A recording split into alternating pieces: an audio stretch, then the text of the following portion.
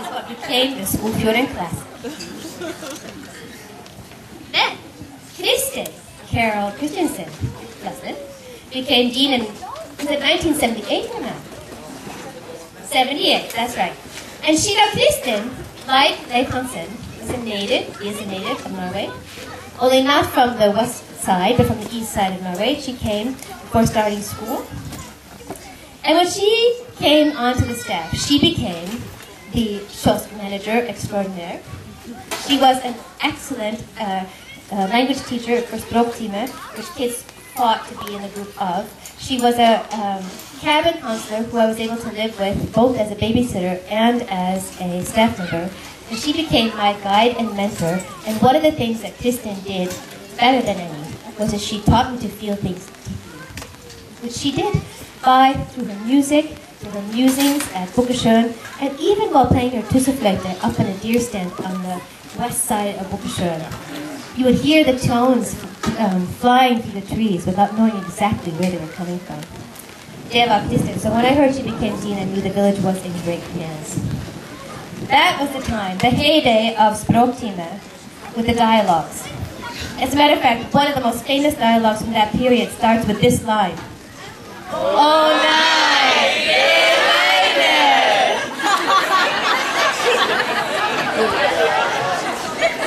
Now, the lore associated with that is something that people will never forget, and now neither will you. Okay. The next decade.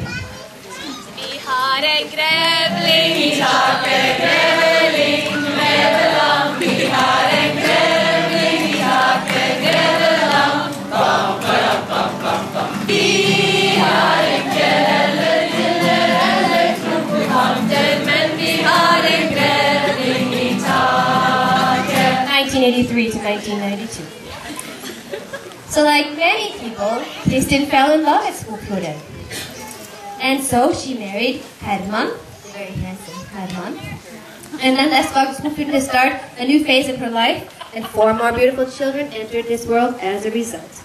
And with that change, I was invited to go to an interview in Gimle in January. Having never really interviewed for a job before, I thought this would be a nice experience. I would learn a lot. To my dismay, I was called 1 month later and offered a job. To many people's dismay, I was called 1 month later and offered a job.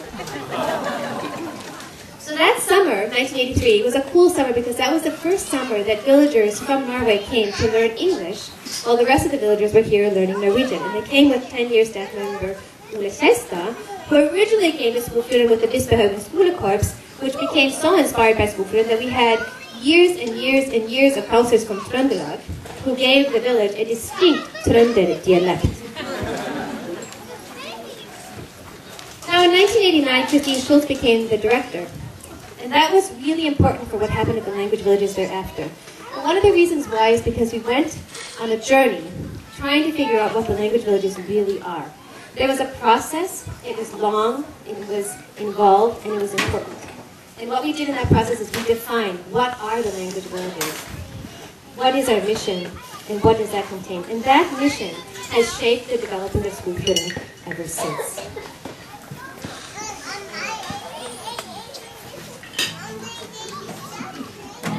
Okay, and this song comes from Jannicke Tove.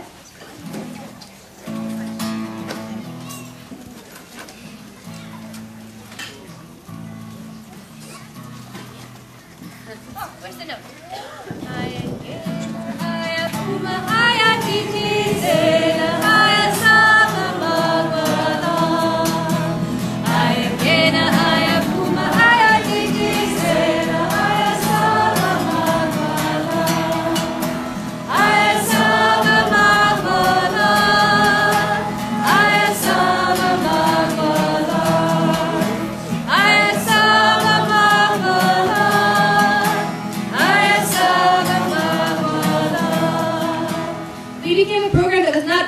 About connecting with Norway, but it was about using our experience of connecting with Norway, realizing that connecting with other cultures and speaking other languages is a cool thing, that gave us the heart and the courage to connect with other cultures and other languages. And this song was brought to us by Janneke from her Folkehögskola experience. It's a song that was originally in Swahili and then translated to Nynorsk and then became a Skogfjorden favorite. It epitomizes what the villagers were really moving towards, which was that by learning Norwegian, by coming to care about Norway, you develop the skills to come to care about the world and be an even better world citizen. Then came 2003 til 2012.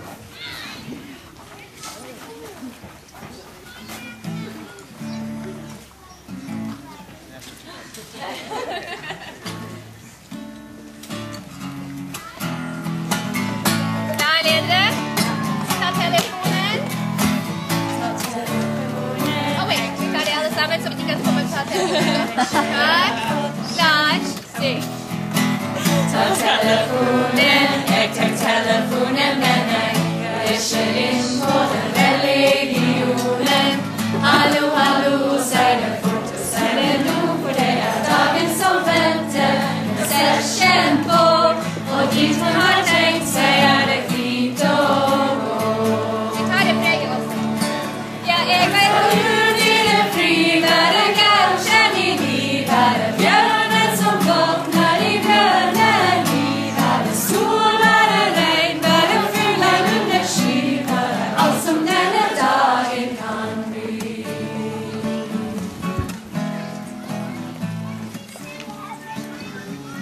bra.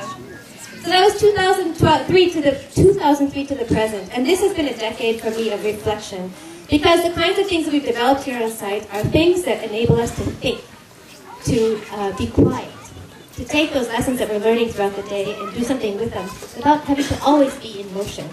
Examples of this are the Tove out there by Innvandringshusene that finished off that farm square, the Tove Barn Tove. The event was a super event for the villagers to experience, where two friends we had never met before gave us such a great gift that we were able to build that Tove and create an entire new place for Skogfjorden. Also built were Minnelunden in the trees there, Fredsbroen over down by the Badestan, as well as Korsveier. And these are three favorite quiet places for hanging out, and they were all built in memory of people we loved, lost, and carry with us to this day. Also built were Rafi Aya, out there on the north end of the property, Skogfjorden out here on the south end of the property, and both of them were built together with scouts from Norway who came here to help us create these beautiful little places. You've never seen them, perhaps. That's exactly what makes them so special. You have to know where they are. You have to be willing to go into the woods and down to the water to experience both Rafi Aya and Skogfjorden. And finally, Vindersen and Labyrinten. Both places also that bring us together in different ways, in quiet ways. It means a lot to us that these wonders were all built in collaboration in some way or another with our year-round staff at the language villages, with our villagers and staff, but as well as friends and family who care about seeing these things grow. That to me is a part of what defines this particular decade, a time of reflection and a time of collaboration. Now,